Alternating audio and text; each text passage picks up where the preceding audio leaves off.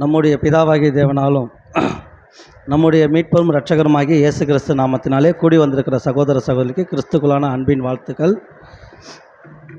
இந்த நாள்லையும் பார்த்தீங்கன்னா நம்ம போன மாதம் நினைக்கிறேன் தானியேல் புஸ்தகத்தை பற்றி நம்ம பேசணும். அதோட தொடர்ச்சி பாடம் தான் இந்த மாதமும் நம்ம எடுக்கிறோம். போன தடவை பார்த்திங்கன்னா தானியேலுடைய முன்னுரை அப்படின்னு நம்ம எடுத்தோம். ஞாபகம் இருக்குதுங்களா? முன்னுரைன்னு எடுத்தோம். அந்த முன்னுரையில் நம்ம என்னென்ன விஷயம் பேசணும்னு கேட்டிங்கன்னா, ராஜாக்களோட ஹிஸ்ட்ரிகளை பற்றி பேசணும். ஏன்னா ராஜாக்களோட ஹிஸ்ட்ரிகள் முதலாவது தெரிஞ்சாதான் அந்த தானியேல் தீர்க்கதரிசனத்தை பற்றி நம்மளுக்கு ஃபுல்லாக தெரியும்னு சொல்லி அந்த ஹிஸ்ட்ரிகள் பற்றி பேசணும். அதில் பார்க்கும்பொழுது தானியேல் புஸ்தகம் எப்படியெல்லாம் படிக்க வேணும்னு சொல்லி ஒரு சில விஷயம்லாம் நம்ம சொன்னோம்.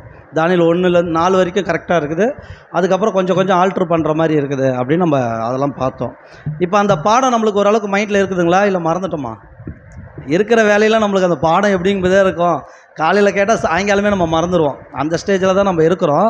அப்படி பார்க்கும்போது எப்படி அப்படின்னா, சும்மா தெரிஞ்சது மட்டும் நம்ம சொல்லலாம். ஓரளவுக்கு எனக்கு மைண்டில் இருந்துச்சு அப்படின்னு தோணுனது மட்டும் நீங்கள் சொல்லலாம்.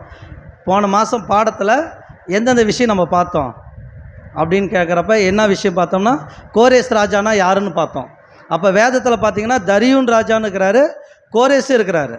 அப்போ 2 ராஜாவும் இருக்கிறாங்க. அப்போ அதுக்கப்புறம் பார்க்குறப்ப அர்த்தசாஷ்டா ராஜா யார் அப்படின்னு சொல்லி ஒரு டீட்டெயிலாம் பார்த்தோம். அதேமாரி கோரேஸ் ராஜா காலத்தில் தான் தானியேல் என்ன பண்ணார்னா, அந்த சிங்க கேபியில் நடந்த சம்பவம்லாம் நம்ம அதில் தான் பார்த்தோம். கோரேஸ் ராஜா காலத்தில்னு பார்த்தோம். இப்போ அதோட தொடர்ச்சியாக தான் நம்ம பார்க்க போகிறோம். என்ன விஷயத்தில் பார்க்க போகிறோன்னா, முதலாவது ஆதார வசனங்கள் நம்ம வாசிக்கலாம். தானியேல் 9ஆம் அதிகாரம் 24 27 வரைக்கும் பொறுமையாக வாசிங்க.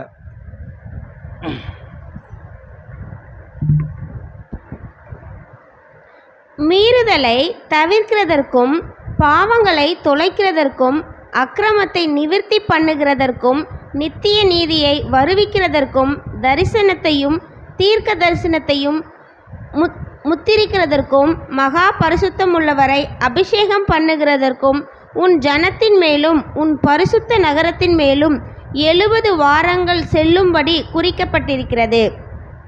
இப்போது நீ அறிந்து உணர்ந்து கொள்ள வேண்டியது என்னவென்றால், எருசலேமை திரும்ப எடுப்பித்து காட்டுகிறதற்கான கட்டளை வெளிப்படுவது முதல் பிரபுவாகிய மேசியா வருமட்டும் 7 வாரமும் 62 வாரமும் செல்லும். அவைகளில் வீதிகளும் அலங்கங்களும் மறுபடியும் கட்டப்படும். ஆனாலும் இடுக்கமான காலங்களில் இப்படியாகும். அந்த 62 வாரங்களுக்கு பின்பு மேசியா சங்கரிக்கப்படுவார். ஆனாலும் தமக்காக அல்ல, நகரத்தையும் பரிசுத்த ஸ்தலத்தையும் வரப்போகிற பிரபுவின் ஜனங்கள் அழித்து போடுவார்கள். அதன் முடிவு ஜலப்பிரவாகம் போல இருக்கும். முடிவு பரியந்தம் யுத்தமும் நாசமும் உண்டாக நியமிக்கப்பட்டது. அவர் ஒரு வாரமளவும் அநேகருக்கு உடன்படிக்கையை உறுதிப்படுத்தி, அந்த வாரம் பாதி சென்றபோது பலியும் காணிக்கையும் ஒழிய பண்ணுவார். அருவருப்பான செட்டைகளோடு பாழாக்குகிறவன் வந்து இறங்குவான். நிர்ணயிக்கப்பட்டிருக்கிற நிர்மூலமும் பாழாக்குகிறவன் மேல் தீரு மட்டும் சொரியும் என்றார். சிஸ்டர், இந்த வசனங்கள் நம்ம ஏன் அடிக்கடி வாசிக்க சொல்கிறோம்னா, நம்ம எடுக்க வேண்டிய சப்ஜெக்டு இந்த 4 வசனத்தில் தான் மெயினாக இருக்குது. ஏன் அப்படின்னு கேட்டிங்கன்னா, இந்த 4 வசனத்தில் தானியேலுடைய காலம் பார்த்திங்கன்னா கிமு, கிறிஸ்துக்கு முன்னாடி. அப்போ இயேசு கிறிஸ்துன்னு ஒருத்தர் யாருன்னே தெரியாது யாருக்குமே. அந்த காலத்தில் வாழ்ந்தவர். இவர் யாரை பற்றி மென்ஷன் பண்ணி பேசுகிறான்னு கேட்டிங்கன்னா, இயேசு கிறிஸ்துவை பற்றி மென்ஷன் பண்ணி பேசுகிறாரு. அதாவது இயேசு கிறிஸ்து மாம்சத்தில் வராரு இல்லைங்களா, அந்த வருகையும் பற்றி பேசுகிறாரு. அடுத்தது 2வது வருகை இருக்குது இல்லைங்களா, அதை பற்றியும் பேசுகிறாரு. அதனால தான் இந்த வசனங்களை நம்ம கூர்மையாக கவனிக்கிறப்ப தான் இயேசு கிறிஸ்தோட 2nd வருகை இதுக்குள்ளே இருக்குது அப்படின்னு நம்ம இதை ஆதாரமாக பார்க்குறோம். இப்போ தானியேல் 9 1 வசனம் மட்டும் வாசிங்க. கல்தேயருடைய ராஜ்யத்தின் மேல் ராஜாவாக்கப்பட்ட மேதியா குலத்தானாகிய அகாஸ்வேருவின் புத்திரனான தரியு ராஜ்யபாரம் பண்ணுகிற 1ஆம் வருஷத்திலே. இப்போ என்னென்னா, இந்த பழைய ஸ்லேட் நம்ம போட்டுருந்தோம்னா அந்த வரலாறு, ராஜாக்கள் வரலாறு, அது முடிஞ்சவங்களால் போட முடிஞ்சால் போடுங்க. அது அதாவது இந்த வசனம் பார்த்தீங்கன்னா, கல்தேயருடைய ராஜ்யத்தின் மேல் ராஜாவாக்கப்பட்ட மேதிய குலத்தானாகிய அகாஸ்வேரின் புத்திரனாகிய யாருங்க, தரியு ராஜ்யபாரம் பண்ணுகிற 1ஆம் வருஷம் போட்டிருக்குது. நாம் தானியேல் புஸ்தகத்தில் பார்க்குறப்ப தரியுன்னா யாரை பற்றி சொல்லுவோம்? Okay brother. தரியு இதுக்கு அப்புறம் அப்படி மேலே தூக்குங்க. தரியுன்னா நம்ம யாரை சொல்லணும்னா கோரேஸ் ராஜான்னு கேட்டோம். ஆனால் தரியுன்னு இன்னொருத்தர் இருக்கிறார். அதாவது இந்த தரியு என்னன்னு கேட்டிங்கன்னா இது ஒரு பட்டமாக சொல்லப்பட்ட ஒரு நேம் தான். தரியு, அர்த்தசாஷ்டா, அகாஸ்வேரு இதெல்லாம் பார்த்தீங்கன்னா ஒரு பட்டம். அவங்களுடைய ஒரிஜினல் பேர் பார்த்தீங்கன்னா இப்போ உதாரணத்துக்கு டாக்டர் பட்டம்னு ஒன்று தராங்க தெரியுங்களா? அவரோட பேர் என்னங்க? டாக்டருங்களா? இப்போ மணியை கூப்பிட்டு டாக்டர் பட்டம் கொடுத்தாருன்னா மணி வந்து டாக்டர் நான் கூப்பிட போகிறோம். அவர் பேர் மணி தான், ஆனால் டாக்டர்ன்ற ஒரு பட்டம். அந்த மாதிரி அகாஸ்வேரு இந்த பார்த்தீங்கன்னா தரியுன்னா ஒரு பட்டம். அப்போ இந்த வசனம் சொல்லப்பட்ட மேலே கல்தேருடைய ராஜ்யத்தின் மேலே ராஜ்யபாரத்தின் மேல் ராஜாவாக்கப்பட்ட மேதேன் குலத்தனாகி தரியு, அதாவது அகாஸ்வேரின் மகன் தரியுன்னு போட்டிருக்குது. அப்போ கோரேஸ் ராஜா நம்ம பார்த்தோம் ஃபஸ்ட்டு. அந்த கோரேஸ் ராஜாவுடைய மகன் தான் யாருன்னு பார்க்குறப்ப அகாஸ்வேர். ஹிஸ்ட்ரியில் ஒரு நேம் கொடுத்துருக்குறாங்க அகாஸ்வேரு. அதுக்கப்புறம் யார் வராங்கன்னு பார்க்குறப்ப தரியு. இவர் தான் மகா தரியுன்னு அழைக்கப்பட்டவர். இந்த தரியு பற்றி நம்ம பார்க்கணுமான்னு கேட்டால் தானியேல் மென்ஷன் பண்ணுறாரு. அதனால் நம்ம பார்க்குறோம். தானியேல் என்ன சொல்கிறாருன்னா தரியோடைய ராஜ்யபார காலத்தில் அப்படின்னு ஸ்டார்ட் பண்ணுறாரு. இப்போ நமக்கு என்ன கேள்வினா, கோரேஸ் ராஜா பாபிலோன் ராஜ்யத்தை பிடிக்கும் பொழுது அந்த முதலாவது வருஷத்தில் என்ன பண்ணாருன்னா இஸ்ரேல் ஜனங்களை விடுதலை ஆக்கினாருங்களா இல்லைங்களா? விடுதலை ஆக்கிட்டார். விடுதலை ஆக்கி என்ன சொல்கிறாருன்னா போய் உங்களுடைய தேவாலயத்தை போய் நீங்கள் கட்டுங்க இஸ்ரேல் தேசத்தில் அமுச்சு விட்றாரு. அப்போ அமுச்சுடுறப்ப கோரேஸ் ராஜா காலத்தில் நம்ம பார்க்குறப்ப ஃபஸ்ட்டே அவர் அமுச்சு விட்டார். அதுக்கப்புறம் அகாஸ்வேர் வராரு, அதுக்கப்புறம் தான் தரியு வராரு. இப்போ தானியேல் எங்கே இருக்கிறாருன்னு கேட்டிங்கன்னா இஸ்ரேல் தேசத்துக்கு வரல. அவர் எங்கே இருக்கிறாரு? பாபிலோன்லேயே தங்கிட்டார். ஏன் தானியேல் சில பேர் ஏன் பாபிலோன்லேயே தங்கிட்டாங்க அப்படின்னு ஒரு கேட்டிங்கன்னா, இப்போ எஸ்தர் புஸ்தகத்தை நம்ம வாசிச்சிருக்கிறோம். எஸ்தர் எங்கெங்க இருந்தாங்க? எஸ்தர் மொர்தெகாயெல்லாம் எங்கே இருந்தாங்க? அவங்களாம் பாபிலோனில் அங்கே தான் இருந்தாங்க. ஏன் அவங்களாம் ரிட்டர்ன் வரல? தேவன் என்ன சொன்னார்னா சிதேக்கியா ராஜா காலத்தில் நீங்கள் என்ன பண்ணுவீங்களா பாபிலோன் ராஜ்யத்துக்கு போயிடுவீங்க 70 வருஷம் எரேமியா தீர்க்கதரிசன் மூலிமா உரைக்கிறாரு. இவங்க அடிமையாக போனவங்க இவர் கோரேஸ் ராஜா காலத்தில் விடுதலை ஆக்கிறப்ப ஏன் யாரும் வரல அப்படின்னு பார்த்தீங்கன்னா ஒரு குறிப்பிட்ட வகுப்பார் தான் வந்தாங்க எருசலேமை நோக்கி.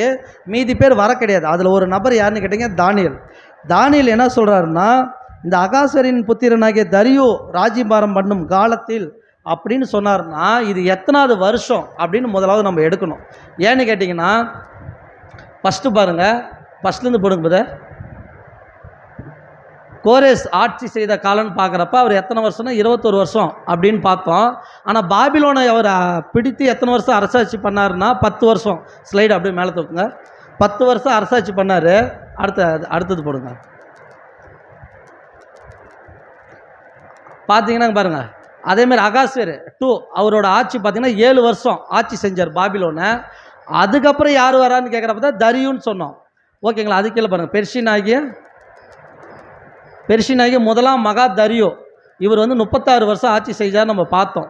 இந்த தரியு காலத்தை பற்றி தான் இங்கே எழுதுறாரு. 9ஆம் அதிகாரம் எங்கே எழுதியிருக்கிறாருன்னு கேட்டிங்கன்னா இந்த தரியு காலத்தில்.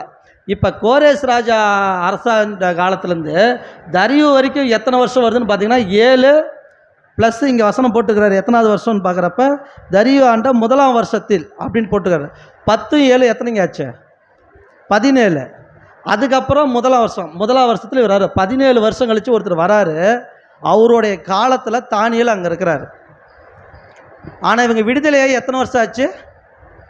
10 7ன்னு கேட்குறப்ப 17 வருஷம் ஆச்சுங்களா? விடுதலையாகி 17 வருஷம் போய் தேவாலயத்தை கட்ட ரெடி பண்ணிகிட்டு இருக்கிறாங்க. அந்த டைமில் தானியேல் என்ன பண்ணுறாருன்னா இந்த தரிசனத்தை கண்டாரு. இதில் என்ன குழு கிடச்சிருக்குன்னு கேட்டிங்கன்னா விடுதலையாகி போகிறப்ப கோரேஸ் என்ன பண்ணுறாருன்னா எரேமியா புஸ்தகத்தை, அதாவது ஒரு வசனங்கள் மட்டும் நம்ம வாசிச்சிடலாம். எஸ்ரா புஸ்தகத்தை எடுத்துவோங்க. எஸ்ரா புஸ்தகம் 1ஆம் அதிகாரம் வாசிங்க.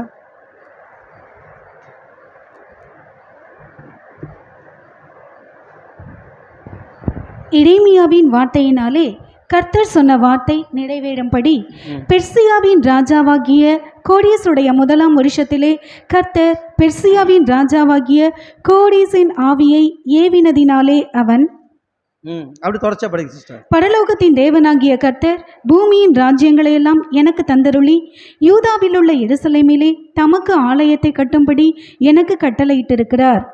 அவருடைய ஜனங்கள் எல்லாரிலும் எவன் உங்களுக்குள் இருக்கிறானோ அவனோடே அவனுடைய தேவன் இருப்பாராக. அவன் யூதேயாவிலுள்ள எருசலேமுக்கு போய் இஸ்ரவேலின் தேவனாகிய கர்த்தருடைய ஆலயத்தை கட்டக்கடவன். எருசலேமில் வாசம் பண்ணுகிற தேவனே தேவன். போ சிஸ்டர், இப்போ என்னென்னா அந்த அதிகாரம் ஃபுல்லாக நீங்கள் வாட்சி பார்த்தீங்கன்னா தெரியும். அவர் விடுதலையாக்கி என்ன பண்ணுறாருன்னா, பாபிலோன் ராஜா கொண்டு போன தேவாலயத்தோட பனிமுட்டுகள் எல்லாத்தையும் கொடுத்து அமுச்சு விட்றாரு. இது வந்து கோரேஸ் ராஜா காலத்தில் நடக்குது. இப்போ திட்டத்திட்டு இவங்க போய் எத்தனை வருஷம் ஆச்சுன்னா 17 வருஷம் ஆச்சு. எங்கே? ஜெருசலேமுக்கு. யார் போகிறாங்கன்னா, அதில் தொடர்ச்சியாக படிச்சிங்கன்னா யோசுவாவும் செர்பாயேலும் ஒரு கூட்டத்தை கூட்டிகிட்டு போகிறாங்க. போய் இவங்க தான் ஃபஸ்ட்டு தேவாலயத்தை அங்கே கட்ட போகிறாங்கன்னு பார்த்தோம்.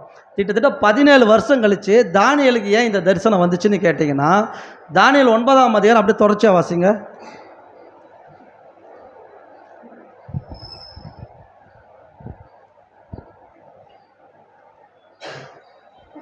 தானியேல் 9:1 அப்படியே மெதுவாக தொடர்ச்சியாக வாசிங்க. கல்தேயருடைய ராஜ்யத்தின் மேல் ராஜாவாக்கப்பட்ட மேதிய குலத்தானாகிய அகாஸ்வேருவின் புத்திரரான தரியு ராஜ்யர் பாரம் பண்ணுகிற 1ஆம் வருஷத்திலே தானியேலாகிய நான் எருசலேமின் பால் கடிப்புகள் நிறைவேறி தீர 70 வருஷம் செல்லும் என்று கர்த்தர் எரேமியா தீர்க்கதரிசியோடே சொல்லிய வருஷங்களின் தொகையை புஸ்தகங்களால் அறிந்து கொண்டேன். போதும் சிஸ்டர், ஒரே நிமிஷம். இப்போ தானியேல் இங்கே என்ன சொல்கிறான்னு கேட்குறப்ப, எரேமியாவோடைய புஸ்தகத்தை நான் வாசிக்கிறப்ப எத்தனை வருஷங்க? 70 வருஷம். என்ன சொல்கிறாருன்னா, 70 வருஷம் அடிமையாக இருக்கிறத நான் தெரிஞ்சுக்கிட்டேன்னாரு. ஆனால் கோரேஸ் ராஜா வந்து விடுதலை ஆக்கிறப்பயே எத்தனை வருஷம் ஆச்சுங்களா? எத்தனை வருஷம் சிஸ்டர்? இல்லை 17. இவங்க போனது 17.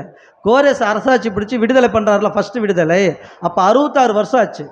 இவங்க இஸ்ரேல் தேசத்துலேருந்து பாபிலோனில் போய் 66 வருஷம் கழித்து கோரேஸ் வந்து பாபிலோனை பிடிச்சி விடுதலை ஆகிட்டார். அப்போ இவங்க விடுதலை ஆகி போனது எப்படின்னு கேட்டிங்கன்னா 66 வருஷம். ஆனால் 70 வருஷம் இங்கே உரைக்கப்பட்டிருக்குது. நமக்கு ஒரு கேள்வி என்னென்னா, 70 வருஷம் உரைக்கப்பட்டு எப்படி 66லேயே விடுதலை ஆனாங்க? ஒரு கேள்வி. அதே மாதிரி பழைய ஏற்பாட்டில் இன்னொரு சம்பவம் பார்த்தீங்கன்னா, எகிப்தில் அடிமையாக இருக்கிறாங்க இல்லைங்களா? ஆபிரகாம்கிட்ட சொல்கிறாரு, எத்தனாம் தலைமுறை வரைக்கும் அடிமையாக இருப்பாங்க? 4ஆம் தலைமுறைன்றாரு. ஆனால் அவங்க எத்தனை வருஷம் 4ஆம் தலைமுறைன்னு ஒரு இடத்துல சொல்கிறாரு, ஒரு இடத்துல 400 வருஷம்னு சொல்லுவார். ஆனால் அவங்க எத்தனை வருஷம் கழித்து விடுதலை ஆனாங்க? 430. ஏன்? இதெல்லாம் கேள்வி வருது இல்லைங்களா? 400னா 400 விடுதலை ஆனும்ல, 30.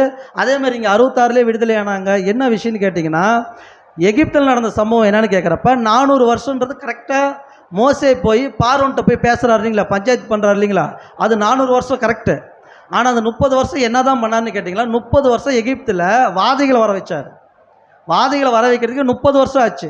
போய் உடனே பேசி உடனே மறாத நாள்லாம் கூட்டிகிட்டு வரல. 30 வருஷமாக இவர் என்ன பண்ணுறாருன்னு கேட்டிங்கன்னா, ஒவ்வொரு வாதையும் பார்த்து அந்த ஒவ்வொரு வாதையும் வந்து அந்த 30ஆவது வருஷம் தான் விடுதலை ஆனாங்க. அந்த 30 எதை குறிக்குன்னு கேட்குறப்ப அது கிறிஸ்துவோட வயசுக்கு நம்ம ஈடலாம். ஏன்னா 400ன்றது உலகத்தை குறிக்கும், 30ன்றப்ப இயேசு கிறிஸ்து உடன்படிக்க பண்ண விஷயத்தை கூட நம்ம மென்ஷன் பண்ணலாம். அதே மாதிரி இங்கே பார்க்குறப்ப 66லேயே விடுதலை ஆகிட்டாங்க. ஆனால் மீதி எத்தனை வருஷம் கேப் இருக்குதுன்னா 4 வருஷம் இருக்குது. அப்போ 6 முடிஞ்சிச்சுனாலே என்ன ஸ்டார்ட் ஆயிரும்? 7வது ஸ்டார்ட் ஆயிரும்ல, அதுதானே கணக்கு. 6 நாள் எது வரைக்கும்னா, ஃபஸ்ட்டு நாள் எது வரைக்கும்னா சூரியன் வந்ததுலேருந்து மறையிற வரைக்கும் தானே கணக்கு. அதுக்கப்புறம் 2வது நாள் தானே வந்துடும். அப்போ 6 முடிஞ்சால் எத்தனாவது நாள் ஸ்டார்ட் ஆயிடணும்? 7வது நாள். அவ்வளோதான். அப்போ அதில் கரெக்டாக அவங்க விடுதலை ஆகிட்டாங்க நம்ம பார்த்தோம். இவங்க போன பின்னாடி தேவாலயத்தை கட்டுறாங்க. தேவாலயத்தை கட்டுறப்ப ஏகப்பட்ட பிரச்சனைகள் வருது. அந்த டைமில் தான் தானியேல் எங்கே இருக்கிறாருன்னு கேட்குறப்ப பாபிலோனில் இருக்கிறாரு. பாபிலோனில் இந்த வசனத்தை வாசிக்கிறப்ப அவர் என்ன சொல்கிறாருன்னா, எரேமியால் உரைக்கப்பட்ட விஷயம் வந்து பார்த்திங்கன்னா 70 வருஷங்கள் சொல்லப்பட்டிருக்குது. ஆனால் 70 வருஷம் கழிந்து பிரச்சனைகள் நடந்துகிட்டு இருக்குது. எங்கன்னா இஸ்ரேலுக்குள்ளே நடந்துட்டு இருக்குது. எப்படின்னு கேட்டிங்கன்னா, அது கீழே வாசிங்க அப்படியே தொடர்ச்சியா. நான் உபவாசம் பண்ணி இரட்டிலும் சாம்பலிலும் உட்கார்ந்து தேவனாகிய ஆண்டவரை ஜெபத்தினாலும் விண்ணப்பங்களினாலும் தேட என் முகத்தை அவருக்கு நேராக்கி என் தேவனாகிய கர்த்தரை நோக்கி ஜெபம் பண்ணி பாவ அறிக்கை செய்து, ஆண்டவரே, உம்மில் அன்பு கூர்ந்து உம்முடைய கற்பனைகளை கை கொள்ளுகிறவர்களுக்கு உடன்படிக்கையையும் கிருபையையும் காக்கிற மகத்துவமும் பயங்கரமுமான தேவனே, நாங்கள் பாவம் செய்து அக்கிரமக்காரராய் இருந்து துன்மார்க்கமாய் நடந்து கலக்கம் பண்ணி உம்முடைய கற்பனைகளையும் உம்முடைய நியாயங்களையும் விட்டு அகன்று போனோம். சிஸ்டர், இப்போ தானியேல் என்ன பண்ணுறான்னு கேட்குறப்ப இவங்க விடுதலை ஆகிறப்ப மீதி பார்த்தா 4 வருஷம் சொன்னோம். 66ல் விடுதலை ஆகிட்டாங்க. ஆனால் இங்கே வருஷ கணக்கு பார்த்தீங்கன்னா 17 வருஷம் ஆயிடுச்சு. தானியேல் என்ன சொல்கிறாருன்னா, விடுதலையாகி 70 வருஷம் தான் நீங்கள் சொல்லியிருந்தீங்க எரேமியா மூலிமா. ஆனால் விடுதலை ஆகி போயிட்டாங்க, 66 வருஷத்துலேயே விடுதலை ஆகிட்டாங்க. இப்போ வந்து 17 வருஷம் எக்ஸ்ட்ரா ஆயிடுச்சு. அப்போ அந்த 17 வருஷத்தில் 4 வருஷம் கழிச்சிங்களா எத்தனை வருஷம் இருக்குது? 17ல் 4 போயிட்டா எத்தனை? 13 வருஷம். 13 வருஷம் ஆயிடுச்சு. ஆனால் இன்னும் இஸ்ரேலில் வந்து தேவாலயத்தை கட்டுறதுக்கு ஏகப்பட்ட தடைகள் வருது. எதனால அப்படின்னு சொல்லிட்டு தானியேல் என்ன பண்ணுறாருன்னா, அந்த ஒரு சாக்கு மாதிரி எடுத்து போட்டுக்கிட்டு உக்காந்து தேவனுக்கிட்ட பாவ அறிக்கை பண்ணுறாரு. ஏன்னு கேட்டால், எங்களுடைய பாவம் 70 வருஷம் தான் சொல்லியிருந்தீங்க, ஆனால் 70 வருஷம் தாண்டிருச்சு, ஆனால் இன்னும் என் பிரச்சனை வருது அப்படின்ற சம்பவம் தான் இந்த தானியேல் 9ஆம் அதிகாரம். இந்த 9ஆம் அதிகாரத்தை நீங்கள் டீட்டெயிலாக பார்த்தீங்கன்னா, 70 வருஷம் கொடுக்கப்பட்ட காலத்துக்கு அப்புறம் தானியேல் தேவன்கிட்ட கேட்குறாரு, முடிஞ்சிருச்சு ஆண்டவர், இன்னும் ஏன் அந்த கொடுமை எங்கள் மேலே வருது அப்படின்னு கேட்குறப்ப தான் ஆண்டவர் என்ன பண்ணுறாருன்னா, ஒரு தூதனை அனுப்பி ஒரு விஷயத்தை சொல்கிறாரு. அது அப்படியே தொடர்ச்சி அதுதான் நம்ம எங்கே வாச்சோன்னா தானியேல் 9:24 வாசிக்கப்பட்ட சம்பவம். இப்போ தானியேல் 9 ஒரு விஷயம் வாசிக்கலாம்.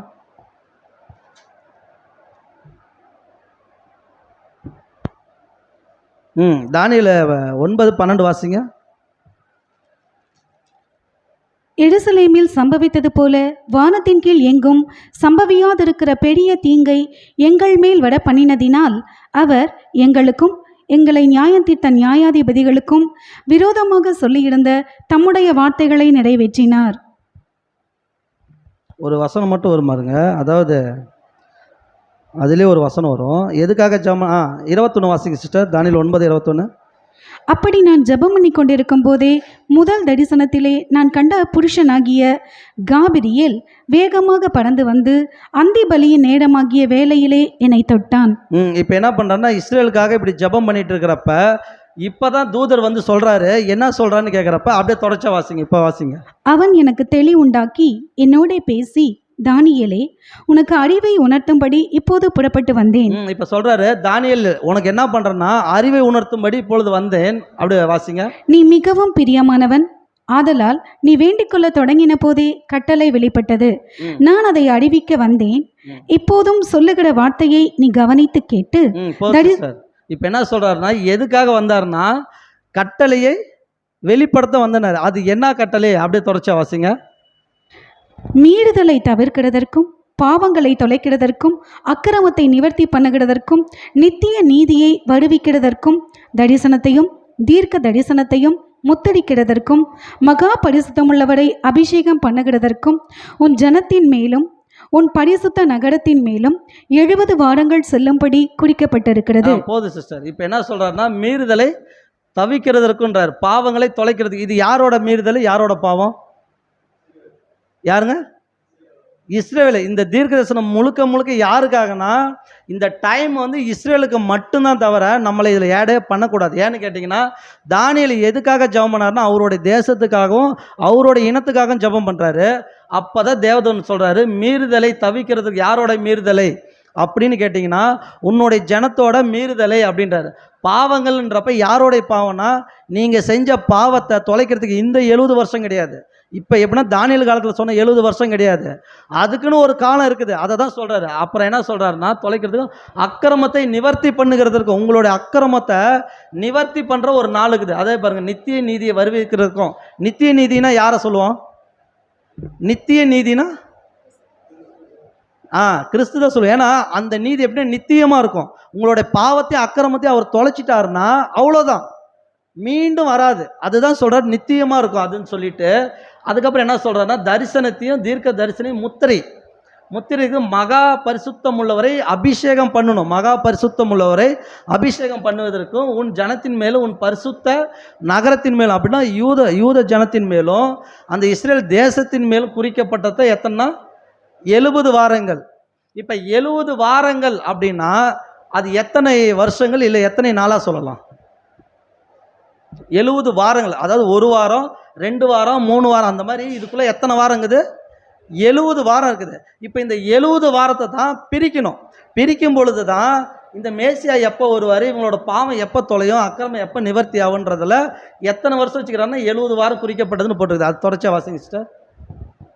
இப்போதும் நீ அறிந்து உணர்ந்து கொள்ள வேண்டியது என்னவென்றால், எருசலேமை திரும்ப எடுப்பித்து கட்டுகிறதற்கான கட்டளை வெளிப்படுவது முதல் பிரபுவாகிய மேசியா வரமட்டும் 7 வாரமும் 62 வாரமும் செல்லும்.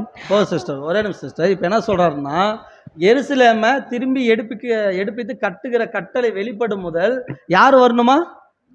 பிரபுவாகிய மேசியா வரும் மட்டும் எத்தனை வாரம் போட்டார்? எத்தனைனா 7 வாரம். இப்போ 70 வாரத்தில் எத்தனை வாரம் எடுக்கிறாரு? 7 வாரம் எடுத்துட்டாரு. அடுத்தது படிங்க. 62 வாரமும் செல்லும். 62 வாரம் ஒரு பீரியட் சொல்லிட்டாரு. மொத்தம் 7 62 பிரிச்சிட்டாரு. மீதி எத்தனை வாரம் இருக்கணும்? 1 வாரம் இருக்கணும். அது கீழே படிங்க சிஸ்டர். அவைகளில் வீதிகளும் அலங்கங்களும் மறுபடியும் கட்டப்படும். ஆனாலும் இடுக்கமான காலங்களில் இப்படியாகும். இப்போ என்ன சொல்லிட்டாருன்னா, அது கட்டுறப்ப எப்படி சொல்கிறாருன்னா, அந்த 62 வாரம் சென்றப்பனா அவங்களுக்கு வீதிகள் எப்படின்னா அலங்கமும் மறுபடியும் கட்டப்படும். ஆனாலும் எப்படின்னா இக்கட்டான காலங்களே இப்படி ஆகுன்றார். இக்கட்டான காலங்கள்லாம் யாருக்கு இக்கட்டான காலங்க? அவங்களுக்கு. முழுக்க இந்த பாடம் நமக்கு இல்லை, யூதர்களுக்கு. அது மைண்டில் நம்ம வச்சுக்கலாம். இது நமக்கான பாடம் அல்ல, இது யூதருக்கான பாடம். இப்போ என்னென்னா இக்கட்டான காலங்கள்னு சொல்லிட்டாரு. இந்த இக்கட்டான காலங்கள் இப்போ நடக்கிறத பற்றி பேசுகிறாரா, இதுக்கு முன்பதாக நடந்ததை பற்றி பேசுகிறாரா? அப்போ நடந்ததை பற்றி பேசுகிறாரு. அப்போ பார்க்குறப்ப இப்போ தான் நம்ம என்ன பண்ணலாம்னா எஸ்ரா புஸ்தகத்தை போயிடலாம். எஸ்ரா புஸ்தகத்தில் பார்க்குறப்ப எஸ்ரா 4ஆம் அதிகாரம் 1ஆம் வசனத்தை, இது பேனாக இருந்தால் நோட் பண்ணிக்கோங்க, இல்லைன்னா உங்கள் மொபைலில் கூட நோட் பண்ணிக்கோங்க. ஏன்னு கேட்குறப்ப இந்த எஸ்ரா புஸ்தகத்தை ஈஸியாக படிக்கிறதுக்கு மெத்தேடு தான் இது. ஏன்னா எஸ்ரா புஸ்தகத்தில் பார்த்தீங்கன்னா எஸ்ரா, நெகேமியா, எஸ்தர் இதெல்லாம் 3 ஒரே காலப்பகுதியில் இருந்தவங்க. எஸ்ராவும் நெகேமியாவும் ஒரே புஸ்தகம். நீங்கள் யூதத்தில் போய் பார்த்து செக் பண்ணிங்கன்னா இந்த 2 புக்கும் ஒன்றே தான் இருக்கும். நம்ம பைபிளில் தான் என்ன பண்ணிட்டாங்கன்னா எஸ்ராவும் நெகேமியாவும் கொஞ்சம் பிரிச்சிருக்கிறாங்க. அதனால இந்த எஸ்ரா 4ஆம் அதிகாரம் 1ஆம் வசனம் மட்டும் வாசிங்க. சிறையிருப்பிலிருந்து வந்த ஜனங்கள் எஸ்ரா 4:1. அதான் பிரதர், இது எஸ்தர். எஸ்ரா. இப்போ நீங்கள் படித்தது கரெக்ட், படிங்க சிஸ்டர்.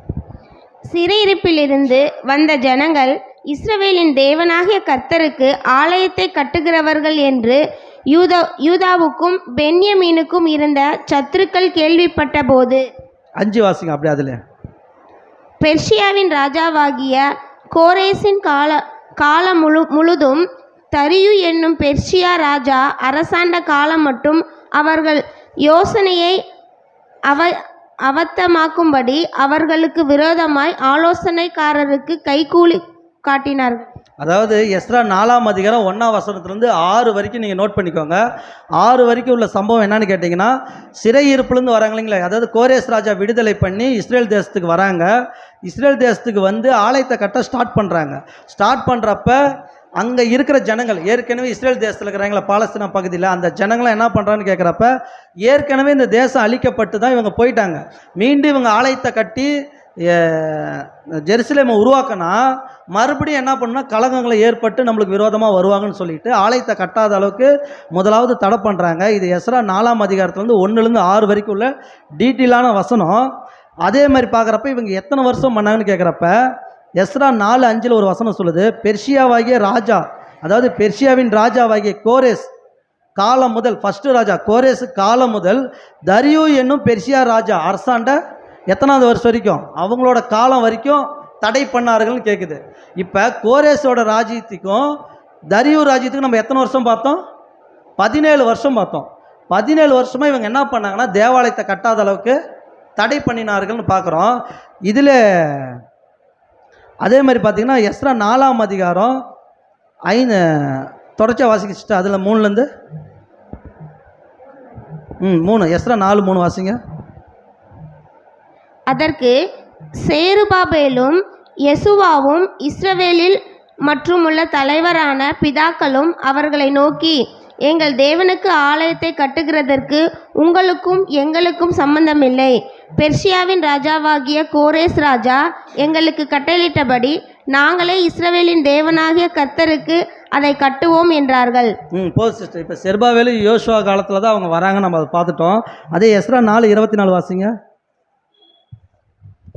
எஸ்ரா அப்பொழுது எருசலேமில் உள்ள தேவனுடைய ஆலயத்தின் வேலை தடைப்பட்டு பெர்சியாவின் ராஜாவாகிய தரியு ராஜ்யபாரம் பண்ணின 2ஆம் வருஷம் மட்டும் நிறுத்தப்பட்டிருந்தது. இப்போ என்னன்னா, பெர்சியாவைய தரியு ராஜா அரசாட்சி பண்ணும் 2ஆம் வருஷம் வரைக்கும் என்ன பண்ணிட்டாங்க, நிறுத்தி வச்சுட்டாங்க. கோரேஸ் காலத்தில் வந்து பெர்சியா ராஜா காலத்தில் 2ஆம் வருஷம் வரைக்கும் நிறுத்தப்பட்டதுன்னு படிக்கிறோம். தானியேல் 9 படிக்கிறப்ப நம்ம யாரை பற்றி படித்தோம்?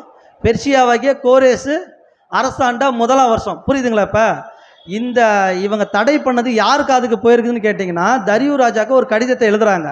என்ன எழுதுறாங்கன்னு கேட்டிங்கன்னா, இந்த மாதிரி இஸ்ரேல் ஜனங்க யூதர்கள் வந்து தேவாலயத்தை கட்டி உங்களுக்கு விரோதமாக அரசாட்சி பண்ண போகிறாங்க ராஜா அப்படின்னு ஒரு சில கடிதத்தை எழுதி அனுப்புகிறாங்க.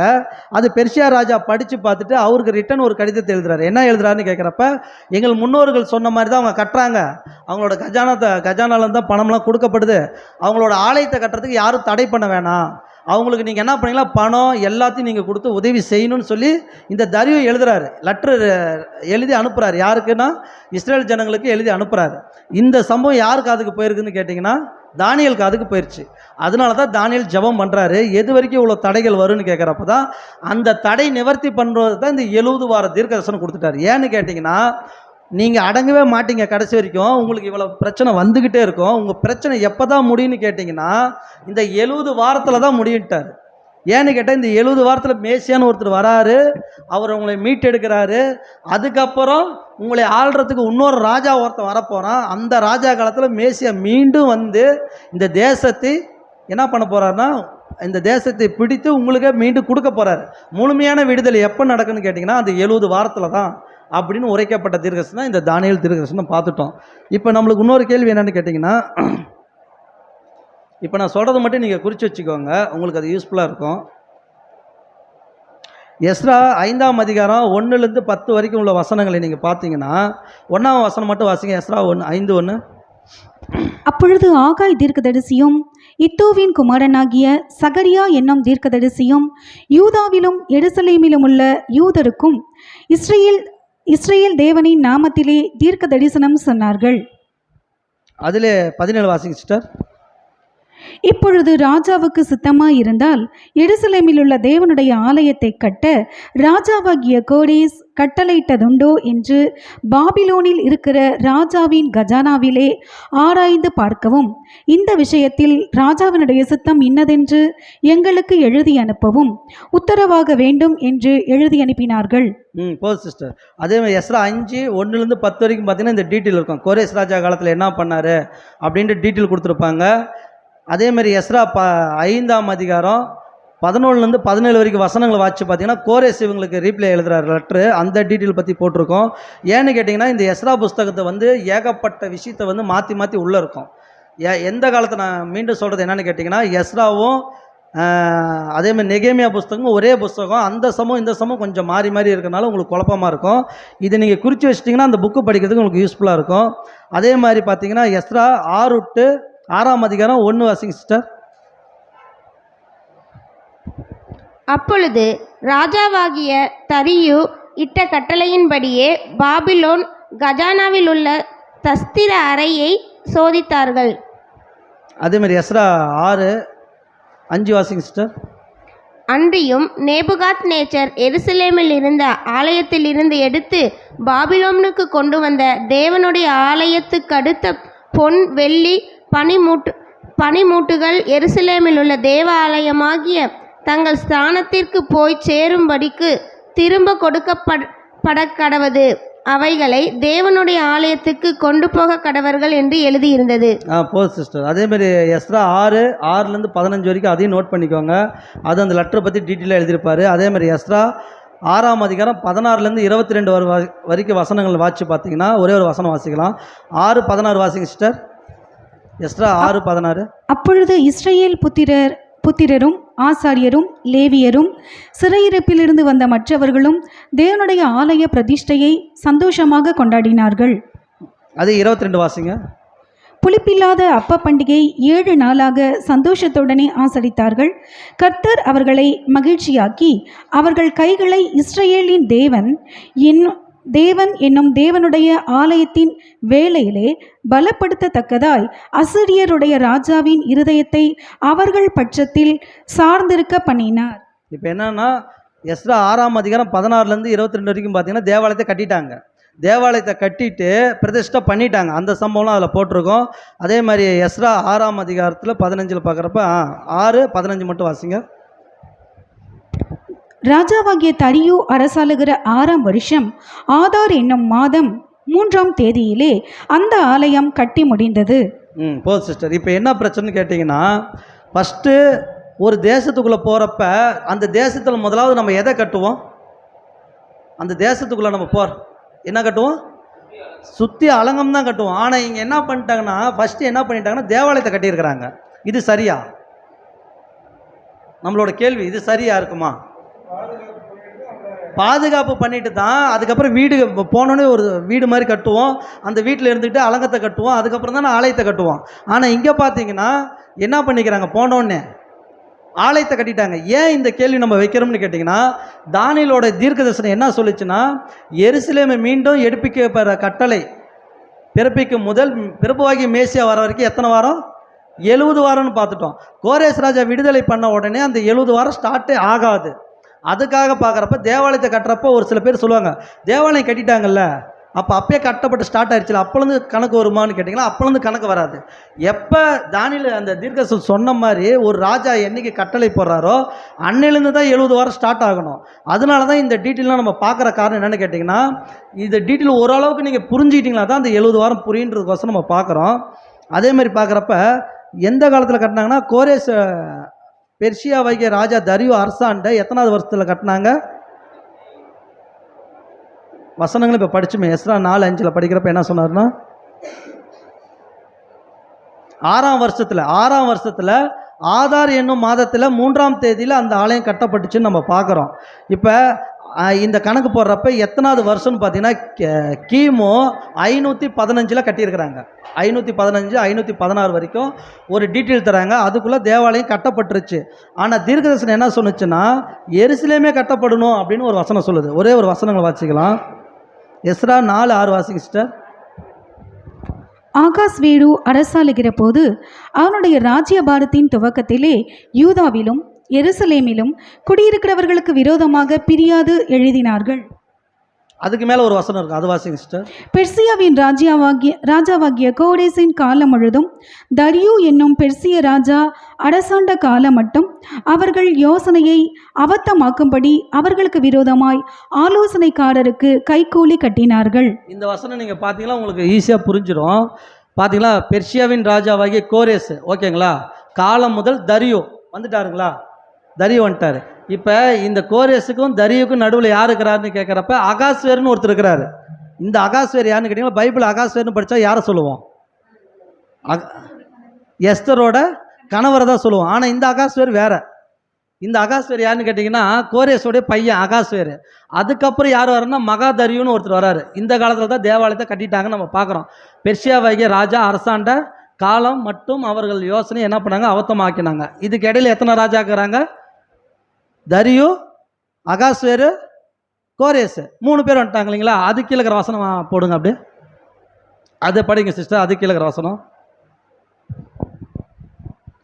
அகாஸ்வேரு அரசாளுகிற போது அவனுடைய ராஜ்யபாரத்தின் துவக்கத்திலே யூதாவிலும் எருசலேமிலும் குடியிருக்கிறவர்களுக்கு விரோதமாக பிராது எழுதினார்கள். பாருங்க, இங்க ஒரு அகாஸ்வேர் வந்துட்டாரு. தரியு கீழே இன்னொரு அகாஸ்வேர் வராரு. அகாஸ்வேர் அரசாளுகிற போது அவனுடைய ராஜின் பாரதமே துவக்கத்திலே என்ன பண்ணிட்டாங்கன்னா, அப்போ ஒரு லெட்டர் எழுதுறாங்க. அப்போ இந்த அகாஸ்வேர் யாருன்னு கேட்டிங்களா, இந்த அகாஸ்வேர் தான் எஸ்தர் இருந்தாங்க இல்லைங்களா, எஸ்தரோட கணவன் பார்த்துட்டோம். அப்போ 2 அகாஸ்வேர் வந்துட்டாங்க இல்லைங்களா. இவருடைய காலத்துலேயும் எழுதுறாங்க. ஆனால் இவரோட காலத்தில் எழுதுனதுக்கப்புறம் அடுத்தது யார் வராங்கன்னு கேட்குறப்ப அந்த டிஸ்பிளேல போடுங்க அடுத்த ராஜா யாருன்னு.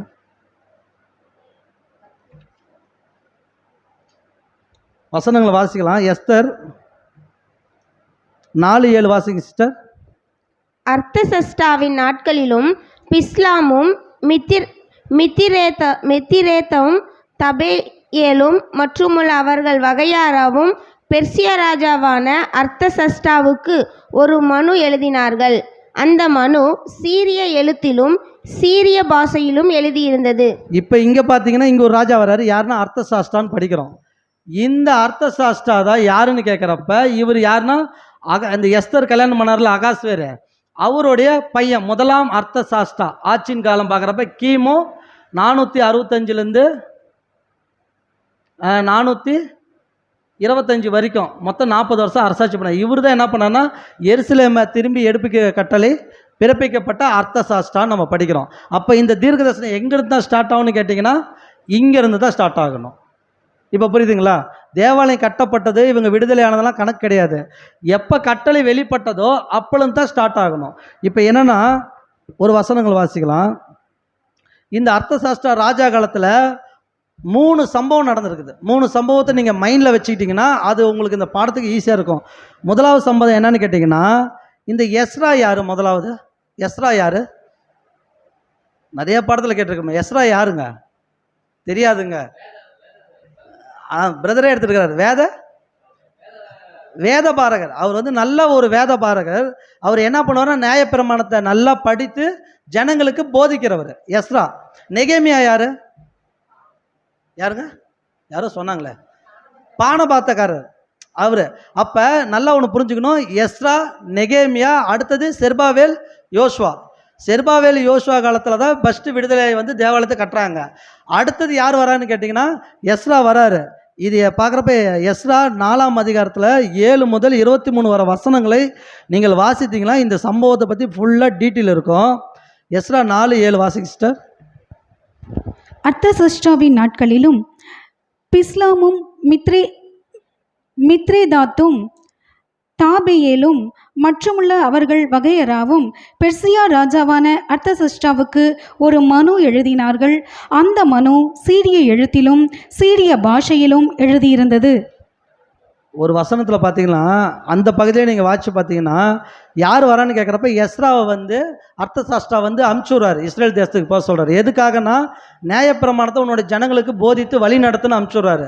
அப்போ அடுத்த பீரியட் யார் வரான்னு கேட்டிங்கன்னா எஸ்ரா வராரு. அது 2வது பீரியடுன்னு பார்க்குறோம். எருசலேமை நோக்கி வர 2வது பீரியடுன்னு பார்க்குறோம். அதே மாதிரி பார்த்தீங்கன்னா 3வது ஒரு பகுதி வாசிக்கலாம். நெகேமியா 1ஆம் அதிகாரம் 1ஆம் வசனம் வாசிங்க.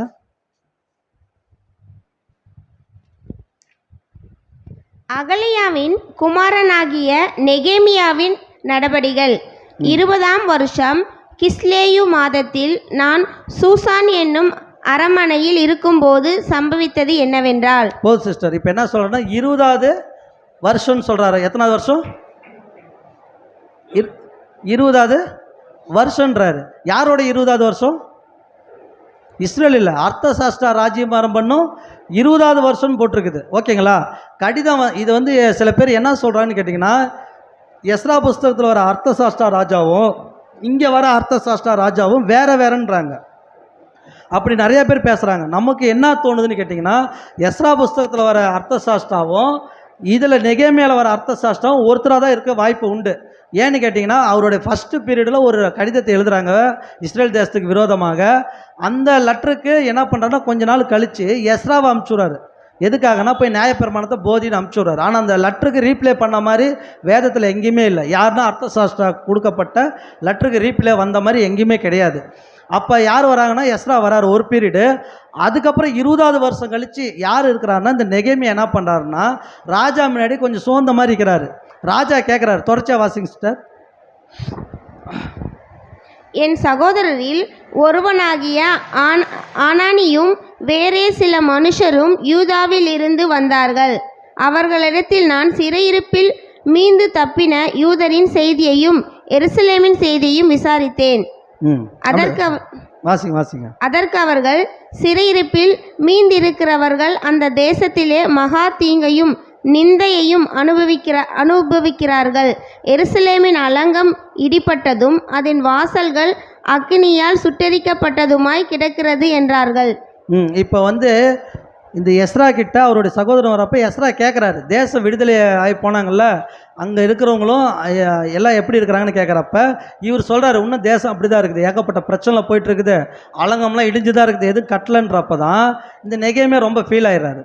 ஃபீல் ஆகிட்டு அது கீழே அப்படியே படிங்க சிஸ்டர். இந்த வார்த்தைகளை கேட்டபோது நான் உட்கார்ந்து அழுது சில நாளாய் துக்கித்து உபவாசித்து மன்றாடி பரலோகத்தின் தேவனை நோக்கி, பரலோகத்தின் தேவனாகிய கர்த்தாவே, உம்மில் அன்பு கூர்ந்து உம்முடைய கற்பனைகளை கைக்கொள்ளுகிறவர்களுக்கு உடன்படிக்கையையும் கிருபையும் காக்கிற மகத்துவமும் பயங்கரமுமான தேவனே. சிஸ்டர் இப்போ என்ன பண்ணுறாருன்னா நெகேமியா ஜெபம் பண்ணுறாரு. நெகேமியாவோட ஜெபத்தையும் தானியலோட ஜெபத்தையும் நீங்கள் மேட்ச் பண்ணி பார்த்தீங்கன்னா சேம் ஒரே மாதிரி தான் இருக்கும். ஏன்னு கேட்குறப்ப இந்த தானியல் என்ன பண்ணுறாருன்னா அவர் ஜெபம் பண்ணுறப்ப 70 வருஷம் தான் அடிமையாக இருப்போம், ஆனால் நாங்கள் விடுதலை 14 வருஷம் போயிடுச்சு, ஆனால் இன்னும் நாங்கள் ஏன் இப்படி இருக்குன்னு சொல்லி அவர் சாம்பல் என்ன பண்ணார், இந்த சாக்கு மாதிரி ஒரு உடுத்து கட்டிட்டு உக்காந்தாரு. நம்ம படித்தோம். படிக்கிறப்ப தான் இந்த தரிசனம் வெளிப்பட்டுச்சு நம்ம படிக்கிறோம். அதில் என்ன சொன்னார்னா அலங்கம் கட்டப்படுன்னு சொன்னார் இல்லைங்களா, அதே மாதிரி இங்கேயும் ஒரு ஜெபம் பண்ணுறார். யார்? எஸ்ரா. இப்போ தான் தானியல்ட்டு சொன்ன அந்த 70 வார கெடிகாரம் இந்த இடத்துலேருந்து ஸ்டார்ட் ஆகுது. எப்படின்னு கேட்டிங்கன்னா இதுக்கப்புறம் தான் அர்த்த சாஸ்திரம் என்ன பண்ணுறாருன்னா இவரை கூப்பிட்டு பேசுகிறார். யார்? எஸ்ராவை கூப்பிட்டு கேட்குறப்ப என்னோடய தேசம் இப்படி இருக்குதுன்னு கேட்குறப்ப, மன்னிக்கோ நெகேமியாவை கேட்குறப்ப என்னோடய தேசம் இப்படி இருக்குதுன்னு சொல்கிறப்ப, சரி உன்னோட தேசத்துக்கு நீ போயிட்டு வந்தால் எத்தனை நாள் ஆகும், எவ்வளோ செலவாகும்னு டீட்டெயில் கேட்டு அந்த ஆர்டரை கொடுத்து அமுச்சு விட்றாரு. யார்? அர்த்த சாஸ்திரா. அப்போ அவர் அந்த ஆர்டரை கொடுக்கறதுலேருந்து என்ன ஆயிடுச்சுங்க, என்ன ஆயிருக்கணும், தானியல் சொன்ன அந்த கெடிகாரம் ஸ்டார்ட் ஆயிடுச்சு. அப்போ அதிலிருந்து தான் இந்த 70 வாரம் கணக்கு நம்ம எடுக்கணும்.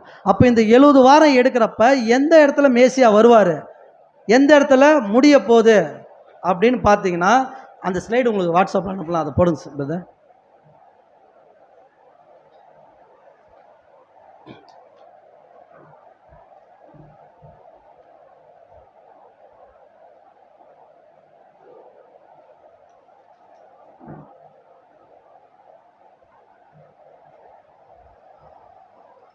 அதுக்கு அடுத்த ஸ்லைட் போடுங்க சார். அந்த வருடங்கள் மட்டும் போடுங்க சார்.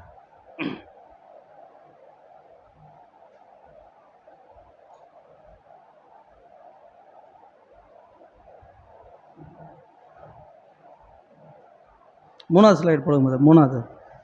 இப்போ பார்த்தீங்கன்னா நம்ம எத்தனை வாரம் தீர்க்கதரிசனம் பார்த்தோம்? 70 வாரம். அதுக்குள்ளே 70 வாரம் இருக்குது. வாரத்தை நீங்கள் மென்ஷன் பண்ணிக்கோங்க. அதில் பார்த்தீங்கன்னா 70 வாரத்துக்கு 7 ப்ளஸ் போகிறப்ப எத்தனை வருதுங்க? 7 62 சேர்த்துறப்ப மொத்தம் 69 வாரம். வாரங்கள் 69 வாரம் வந்துருச்சா? அடுத்த ஸ்லைடு நான் ஒத்துக்கும்போது 69 இன்ட்டு 7ன்னு போடுறப்ப எத்தனை அது வருஷங்களாக மாறுதுன்னு பாருங்கள். 69 இன்ட்டு 7 போகிறப்ப வருஷ கணக்கு பார்க்குறப்ப 483 நாட்களாகவே நீங்கள் போட்டுக்கோங்க. ஏன்னா ஒரு நாட்கள்ன்றது தீர்க்கதரிசிக்கு எத்தனை வருஷம்? ஒரு வருஷம். அப்போ 483 நாட்கள்னா 483 வருஷங்கள். ஓகேங்களா? 7 வாரமும் 62 போகிறப்ப 483 வருஷம். அடுத்த ஸ்லைடு காட்டுங்க.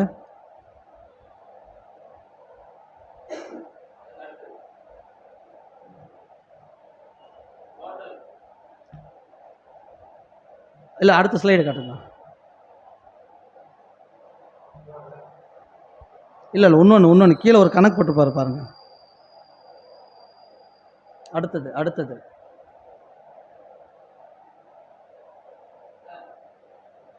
இது இல்லைங்க, ஒரு ஸ்கெட்ச் மாதிரி வரைஞ்சிருப்பாரு பாருங்க. இப்போ கட்டளை பிறப்பிக்கப்பட்டது பார்த்தீங்கன்னா 445வது வருஷம், கிமு 445. இயேசு கிறிஸ்தவ பிறக்கலை, 445 கட்டளை பிறப்பிக்கப்பட்டது. ஓகேங்களா? மொத்தம் எத்தனை வாரம் நம்ம சொன்னோம்? இப்போ 487 வாரமும் 62 கணக்கு போகிறப்ப எத்தனை வருஷம் சொன்னோம்? 7 வாரமும் 62 போகிறப்ப எத்தனை வருஷம்? அந்த ஸ்லைடு மறுபடியும் போடுங்க.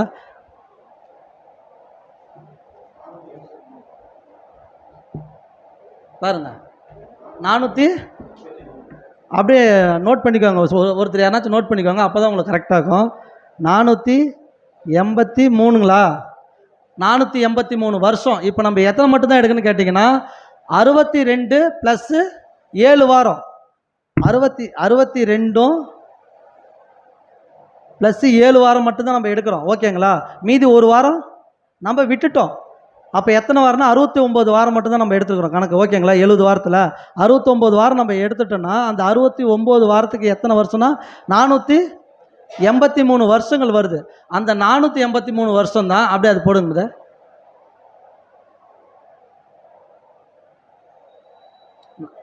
கட்டளை பிறப்பிக்கப்பட்டது கிமு 445லேருந்து இந்த எத்தனை வருஷம்னா 483 வருஷம் நீங்கள் கணிக்கிறப்ப எங்கே தான் வருது? எங்கே வந்துடும்னா கிறிஸ்து பிறந்ததில் வந்துடும். கிபி இது வந்து கிமுல கட்டளை பிறப்பிக்கப்பட்டது. இப்போ கிபிக்கு வரப்போ எத்தனை வந்துடும் பார்த்தீங்கன்னா 31 வருஷம். கிபி 31 வருஷத்தில் எத்தனை வருஷம் முடியும்னு கேட்டிங்கன்னா 483 வருஷம் அங்கே தான் போய் முடியும். எதுலேருந்து? கிமுலேருந்து கிபிலேருந்து கிபிக்கு வரப்போ கிபி 31 தான் இந்த 476 முடியுது வருஷம் உங்களுக்கு. அப்போ இயேசு கிறிஸ்து பிறந்ததுலேருந்து கிபி 31ன்றப்ப நமக்கு இன்னொரு கேள்வி அதில் என்னன்னு கேட்டால், இது இயேசு கிறிஸ்து உடன்படிக்கை பண்ணின வருஷமா இல்லை அவர் மரிக்கக்கூடிய வருஷமா? இந்த வசனம் தீர்க்கதரிசனம் எப்படி சொல்லப்பட்டதுன்னா 69 வாரத்துக்கு அப்புறம் மேசி என்ன பண்ணும்? சங்கரிக்கப்படணும். அதுதானே கணக்கு. அப்போ இது எந்த கணக்கில் வரும்? உடன்படிக்கை பண்ண கணக்கு வருமா இல்லை மரிக்கிற கணக்கு வருமா?